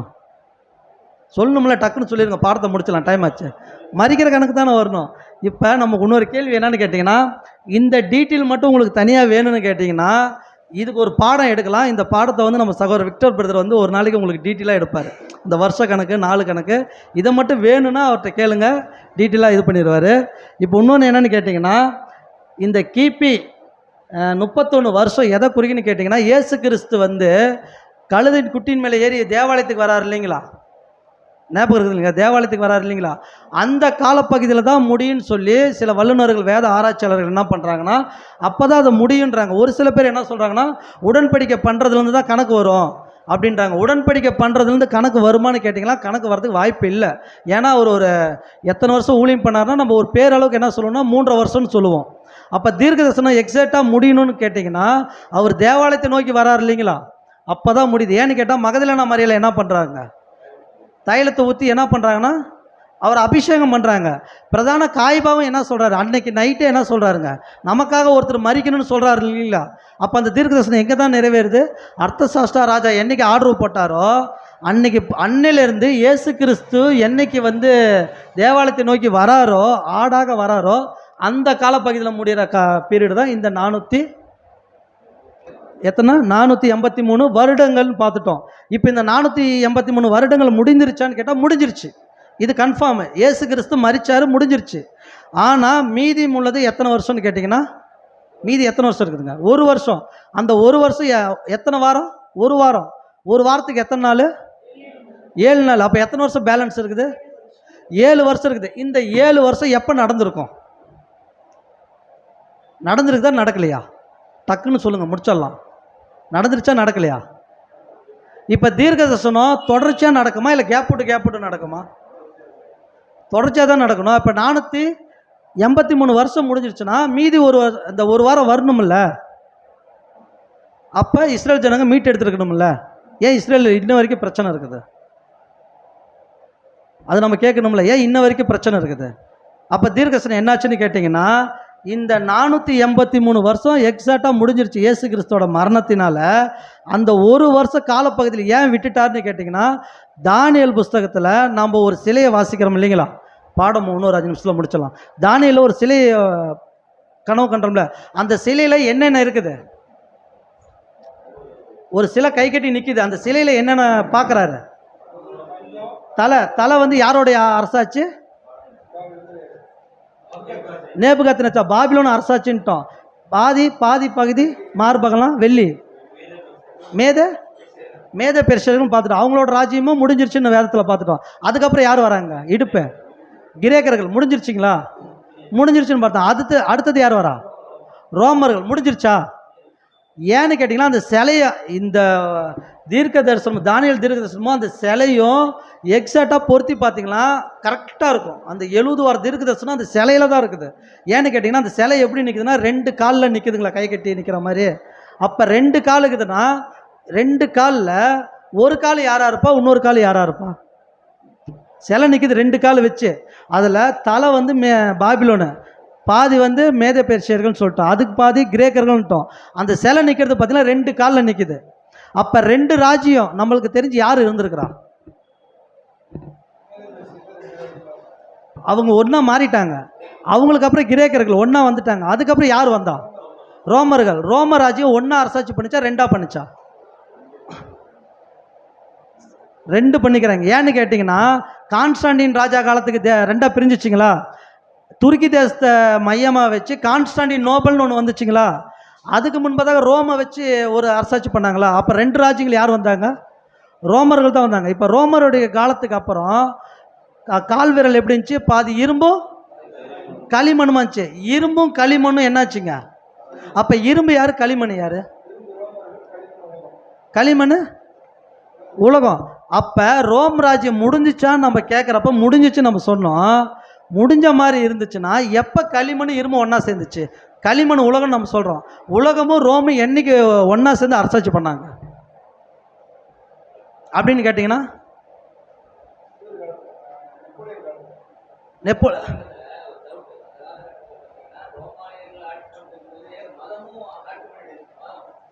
கிறிஸ்டியானிட்டி மதம் பண்ணிட்டு இருந்துச்சு.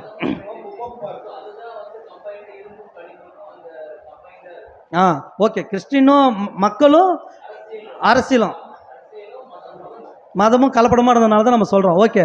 இப்போ அந்த மாதிரி அரசாட்சி பண்ணியிருந்தா கையால் பேர்க்கப்படாத ஒரு கல் வந்து அடித்து அந்த சிலையை நொறுக்கி இருக்கணும். இன்றைக்கி ரோம் ராஜ்யம் இருக்குதுங்களா?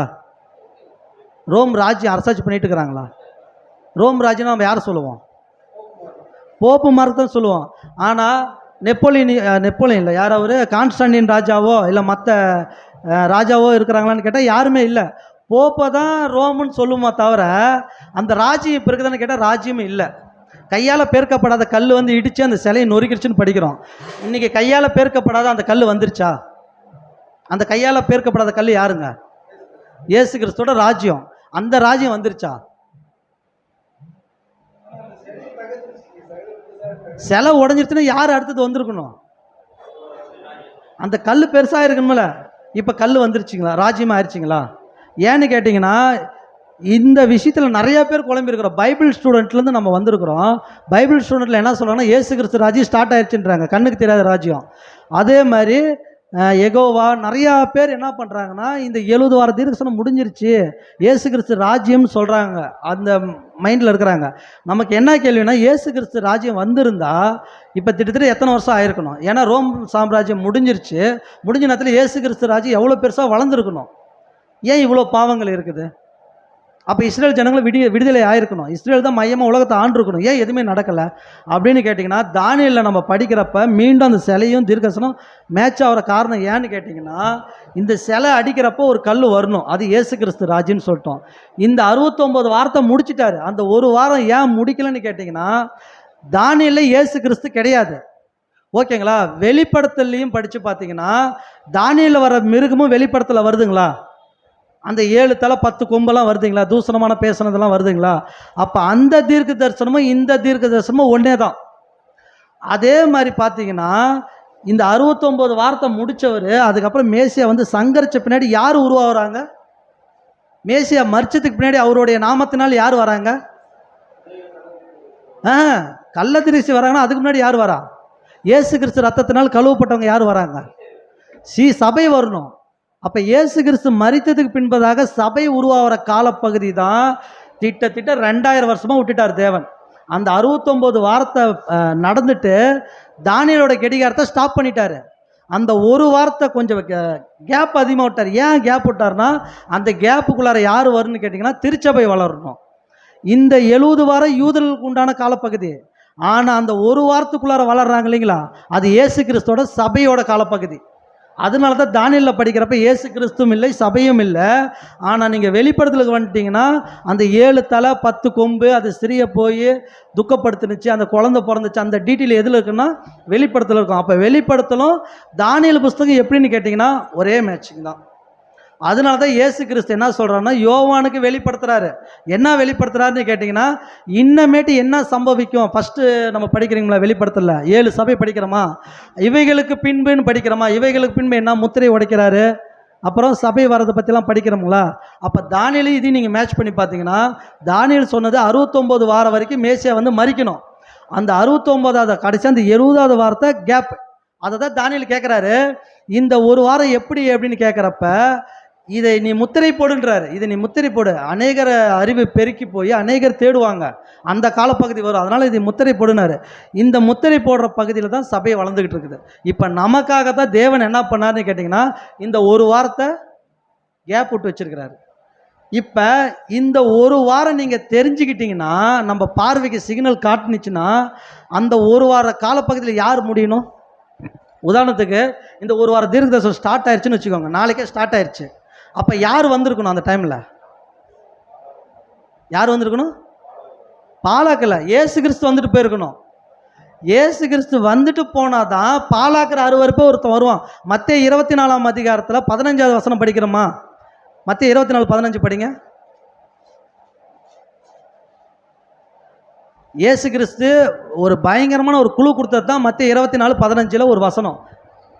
மேலும் பாழாக்குகிற அருவருப்பை குறித்து தானியேல் தீர்க்கதரிசி சொல்லி இருக்கிறானே, வாசிக்கிறவன் சிந்திக்க கடவன்.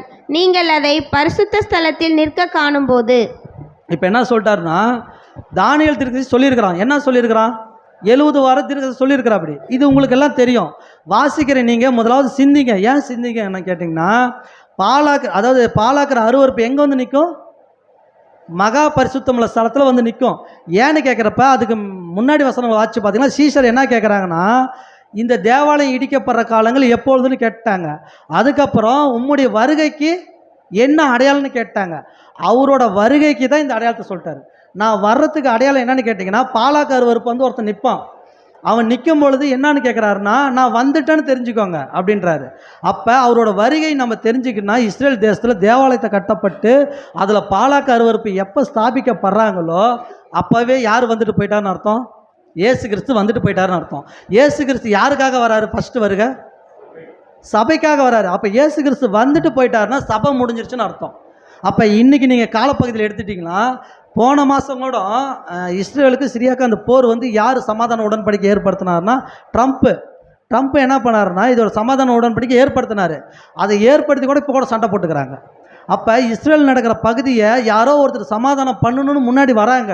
எதுக்காக வராங்கன்னா, அந்த சமாதானம் யார் பண்ணுறாங்களோ அவங்க தான் இஸ்ரேல் தேசத்தை ஆள போகிறவங்க.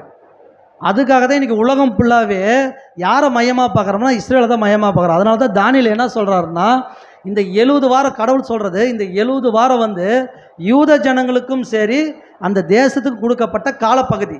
இந்த காலப்பகுதியில் தான் சபையும் முடியணும், இயேசு கிறிஸ்தோட ஈடுபலியும் முடியணும், இயேசு கிறிஸ்தோட 2வது வருகையும் முடியணும், இயேசு கிறிஸ்தோட பகிரங்க வருகையும் அதில் தான் இருக்குது. அப்போ இந்த 70 வாரத்தில் தான் இந்த விஷயம் எல்லாமே நடக்குது. ஏன்னு கேட்டிங்கன்னா, பாலாக்கு அருவருப்புக்கு ஸ்தாபிக்கப்பட்ட பின்னாடி அவனுக்கு எத்தனை வருஷம் கொடுக்கப்பட்டுச்சு? இப்போ பார்த்தப்ப ஒரு வாரம். அந்த ஒரு வாரம்னா 7 வருஷம்னு படித்தோமா? அப்போ அந்த 7 வருஷம் முடிவில் யார் வரணும்? மீண்டும் இயேசு கிறிஸ்து ராஜாவாக வரணும். அப்போ இயேசு கிறிஸ்து ராஜாவாக வரணும், கூட யார் வரணும்? சபையும் வரணும். அதுதான் இந்த 70 வார தீர்க்க தரிசனம். இப்போ இந்த 70 வார தீர்க்கத்தில் நம்ம என்ன சொன்னால், 483 வருஷம் முடிஞ்சிருச்சுன்ட்டோம். ஒரு வாரம் மட்டும் முடியலன்ட்டோம். இந்த ஒரு வார காலப்பகுதி எப்பொழுது இருக்குது? நம்ம யோசிக்கணும், இது எப்பொழுது இருக்குது?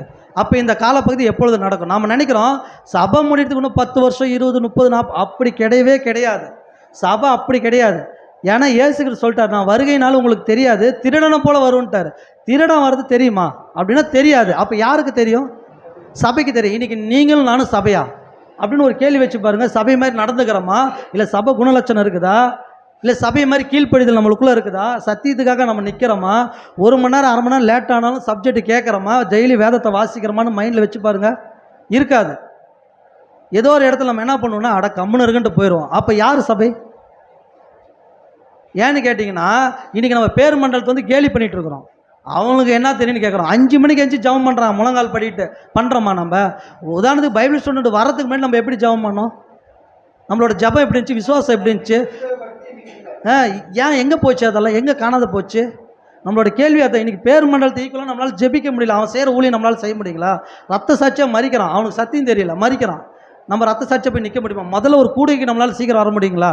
நம்ம என்ன சொல்கிறோம், எனக்கு 1008 வேலை இருக்குது, நம்ம சபையா அப்படின்னு கேள்வி வச்சா நம்ம நிறைய பேர் பண்ணுற மிஸ்டேக் எதில் போய் முடியும்னு கேட்டிங்கன்னா, என்றைக்கு இந்த 53 ஃபாலோ கிளாஸ் நம்ம கேட்டோமோ அன்றைக்கி எல்லாமே எனக்கு தெரிஞ்சிருச்சுன்னு நம்ம நினச்சோம். நல்லா கிளியராக ஒன்று புரிஞ்சுக்கோங்க. ஒருத்தன் வந்து நம்மளை ஜபம் பண்ணாத அளவுக்கும் நம்மளை பாஸ்டிங் பண்ணாத அளவுக்கும் எவன் நம்மளை ஒருத்தன் முடக்கிறானோ அவன் சபை கிடையாது, அது சத்தியமும் கிடையாது. பைபிள் சொல்ல என்ன சொல்கிறாங்கன்னா, பாஸ்டிங் நீங்கள் இருக்கக்கூடாது, மணவாளன் உங்கள் கூட இருக்கிறாருன்றாங்க. சரி, மணவாளன் இன்னைக்கு என் கூட இருக்கிறாரு, மணவாளன் என் கூட இருக்கிறான்னு பயபக்தியில் என்னால் வாழ முடியுதா? தப்பு செய்யாமல் இருக்க முடியுதா? அப்படின்னா தப்பு செய்கிறேன், பாவம் பண்ணுறேன், அப்புறம் என்ன மணவாளன் என் கூட இருக்கிறாரு? இதெல்லாமே கேள்வியாக இருக்குது. பாஸ்டிங் பண்ணக்கூடாதுன்னா பாஸ்டிங் பண்ணலாம், தப்பே கிடையாது. ஏன்னு கேட்டிங்கன்னா, மணவாளன் எடுத்துக்கொள்ளப்படும் காலங்கள் வருன்ட்டார். இயேசு கிறிஸ்து எடுத்துக்கொள்ளப்பட்டார். என்ன சொல்கிறாருன்னா, சகல நாட்களும் நான் உங்களோட இருப்பேன்னார தவிர சகல நாட்களும் ஒரிஜினாலிட்டியே என் கூட இருக்கிறாரானா அப்படி இல்லை, ஆறுதலாக சொல்கிறாரு.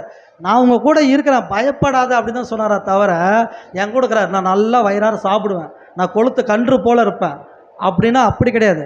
உங்கள் உடம்பு கேட்கலையா, அடங்க மாட்டேங்குதா, பாஸ்டிங் போடுங்க, தப்பே இல்லை. உங்கள் உடம்பை கண்ட்ரோலுக்கு கொண்டு வாங்க. உங்கள் மூளை கேட்கலையா, உங்கள் மூளை கொண்டு வாங்க, கொண்டு வரணும். சபைனா கிறிஸ்துக்காக அப்போஸ்தலர் பவுல் எப்படியெல்லாம் வேலை செஞ்சார், அப்படி வேலை செய்கிறத சபை. அந்த திருச்சபை தான் இயேசு கிறிஸ்துவோட வருகையை நோக்கி இருக்குது. அந்த திருச்சபை தான் அவருடைய ரகசிய வருகையில் போகுமா தவிர சபைன்னு சொல்லக்கூடிய நம்ம அதன்படி இல்லைன்னா வாய்ப்பே கிடையாது. கடைசி வரைக்கும் நம்ம கைவிடுற பல நிலைமையில தான் உக்காந்துட்டே இருப்போம். இயேசு கிறிஸ்து வந்துட்டு போனது நம்மளுக்கு தெரியாது, சமாதான உடன்படிக்கை ஏற்படுத்துறது நம்மளுக்கு தெரியாது. ஏன்னு கேட்டிங்கன்னா, இந்த சமாதான உடன்படிக்கை ஏற்படுத்துகிறோம் எப்படி வரப்போகிறான் அப்படின்னு பார்த்தீங்கன்னா, அவன் பயங்கர பிரில்லியண்ட்டாக வரப்போகிறான். ஏன்னு கேட்டால் அவன் யாருக்கு ஈக்குவலாக வரான்? ஏசே சொல்லாரு, அவன் போலி மேசியான்றாரு. அப்போ போலி மேசியானா ஏசு கிறிஸ்து ஈக்குவலாக ஒருத்தன் வரானா அவனை உங்களால் கண்டுபிடிக்க முடியுங்களா? அப்படின்னா உங்களுக்கு நடக்கிற நாளைக்கு இன்றைக்கி நடக்கிற தீமையை நம்மளால் கெஸ் பண்ண முடியல. போன உடனே நம்ம சத்தியம் காதில் இருக்குமா நம்மளால் தெரியல. இப்படி இருக்கிற நம்மளுக்கு எப்படி கண்டுபிடிக்க முடியும்? ஏன்னு கேட்டிங்கன்னா, இந்த வேத அறிவு உங்களுக்கு இல்லைன்னா தீர்க்கதரிசனம் நம்மளுக்கு தேவையில்லை, இவ்வளோ பாடம் தேவையில்லை, இந்த ஆராய்ச்சி பாடம் வேணான்னு யாரெல்லாம் நம்ம ஒதுக்குறோமோ சத்தியத்தில் நம்ம இருக்கிறதுக்கு வாய்ப்பே கிடையாது. ஏன்னு கேட்டால் வேத வாக்கியங்களை ஆராய்ந்து பாருங்கள். இது யாரை பற்றி பேசுது? இயேசு கிறிஸ்துவை பற்றி பேசுகிறதே இவைகள்ன்றாரு. அப்போ காலப்பகுதியில் நம்ம பார்த்த தீர்க்கதரிசன பாடங்கள் கண்டிப்பாக நமக்கு தெரிஞ்சிருக்கணும். இதுதான் அடிப்படை பாடம். அடிப்படை பாடம் என்னன்னு கேட்டால், உங்களை ஒருத்தர் கூப்பிட்டு தானியேல் 70 வாரம் என்னன்னு கேட்டால் படப்படப்படன்னு நீங்கள் சொல்லிடணும். தானியேல் 1 வாரம் இது, 7 வாரம் இது, 62 இது, 1 இது அப்படின்னு நீங்கள் சொல்லணும். இன்றைக்கி நம்மளை கூப்பிட்டு தானியேல் 70 வாரம் என்னன்னு கேட்டால் நம்மளால் சொல்ல முடியுங்களா? கேட்டால் இப்போதைக்கு தேவையா பிதர், இதெல்லாம் புரிஞ்சுக்கிறது ரொம்ப ரிஸ்க்கு பிதர். அப்போ வேலை செய்கிறது கூட தான் ரிஸ்க்கான பகுதியில் வேலை செய்கிறோம். ஓனர் சொல்கிறார், ரிஸ்க்காகிற இடத்துல செய்ய முடியாதுன்னா நீ வேலைக்கே வேணாம் போன்றாரு. வேலையில் மட்டும் பார்க்குறதில்ல, ஆனால் சத்தின்றப்ப இதெல்லாம் ரிஸ்க்கு பிதர், ஆராய்ச்சி பண்ணலாம் முடியல பிதர்னா சபை இது வந்து ரிஸ்க்காக தெரியாது. சபைக்கு இது ரிஸ்க்காக தெரியாது. ஏன்னு கேட்டால் இது எழுதப்பட்டது யாரோட ஆவியில்? தேவ ஆவியில். சபைக்கு எந்த ஆவி இருக்கும்? தேவாவி இருக்கும். தேவாவி உள்ள ஒரு மனுஷன் சத்தியத்தை படிக்கிறப்ப அவனுக்கு பேசும், வேதம் பேசும். இல்லை எனக்கு அது புரியல அப்படின்னா அவன்கிட்ட தேவாவி குறைபாடாக இருக்குது. தேவாவி இல்லாதவன் தேவன்கிட்ட போய் பெற்றுக்கொள்ளணும். ஏன்னா கிறிஸ்துவோட வருகையில் ஒரு விஷயம் சொல்கிறார். ஊமையில், கன்னிகை ஊமையில் என்ன சொல்கிறாருன்னா, எண்ணெய் இல்லை, அதுக்கு என்ன சொல்கிறாருங்க, போய் கடையில் வாங்கிட்டு வான்றாரு. அவங்களாம் கைவிடப்பட்ட நிலைமைக்கு தான் போகிறாங்க. அப்போ இந்த காலப்பகுதியில் பார்க்குறப்ப இப்படி நம்ம இருந்தோமா கண்டிப்பாக நம்ம கைவிட ஸ்டேஜில் தான் இருப்போம். நம்ம வளர்ச்சி இருக்காது. நம்ம பேருக்காக வந்துட்டு பேர் கிறிஸ்தவங்க அவங்க இல்லை, நம்ம தான் பேர் கிறிஸ்தவங்க, நம்ம தான் நம்ம சொல்லிக்கணும். அவங்க ஒரிஜினல் கிறிஸ்தவங்க மாறிடுவாங்க. அதேமாதிரி இந்த கடைசி வாரம், அந்த ஒரு வாரம் நாம் வரக்கூடிய வாரத்தில் அந்த ஒரு வார தீர்க்கதரிசனம் என்ன எப்பொழுது நடக்கும் ஒரு கெஸ் பண்ணலாம். வேதத்தில் வச்சு எப்பொழுது நடக்க போகுது, ஏன்னா இஸ்ரேல் தேசம் நம்மளுக்கு கெடிக்கார மாதிரி சொல்லிட்டாரு. எப்பொழுது நடக்க போகுது, இயேசு கிறிஸ்துவோட வருகை எப்படி இருக்கும் ஓரளவுக்கு மேட்ச் பண்ணலாம் நம்மளால். பண்ணிவிட்டு சபை எப்படி முடியும், இயேசு கிறிஸ்துவோட பகிரங்க வருகை எப்படி இருக்கும்னு சொல்லி வரக்கூடிய வாரத்தில் இந்த வசனங்கள் நம்ம பார்ப்போம். அடுத்த பாடத்தில் பார்க்குறப்ப ஒரே ஒரு குழு மட்டும் நான் உங்களுக்கு தரேன். அடுத்த பாடம் ஆரம்பிக்கிறதுக்கு முன்னாடி வெளிப்படுத்தல் புஸ்தகம் முடிந்தால் உங்களால் எவ்வளோ முடியுமோ படிங்க. அந்த வெளிப்படுத்தல் படித்து பார்த்தீங்கன்னா வெளிப்படுத்தலில் தான் இதோட சாவியெல்லாம் கொடுத்துருக்குறாரு. படிச்சுட்டு தானியேல் புஸ்தகமும் படிச்சிங்கன்னா அந்த சாவி ஓரளவுக்கு உங்களுக்கு ஓப்பன் ஆயிரும். அதை கொண்டு வந்து நம்ம மேட்ச் பண்ணோம்னா கண்டிப்பாக ஒரு சில சத்தியத்தை தேவன் வெளிப்படுத்துவார். வரக்கூடிய இதில் பார்க்குறப்ப அந்த ஒரு வார தீர்க்கதரிசனத்தில் பார்ப்போம். அந்த ராஜாவை பற்றி பார்ப்போம். பொறுமையோடு கேட்ட யாவரையும் தேவன் ஆசீர்வதிப்பாராக. ஆமென்.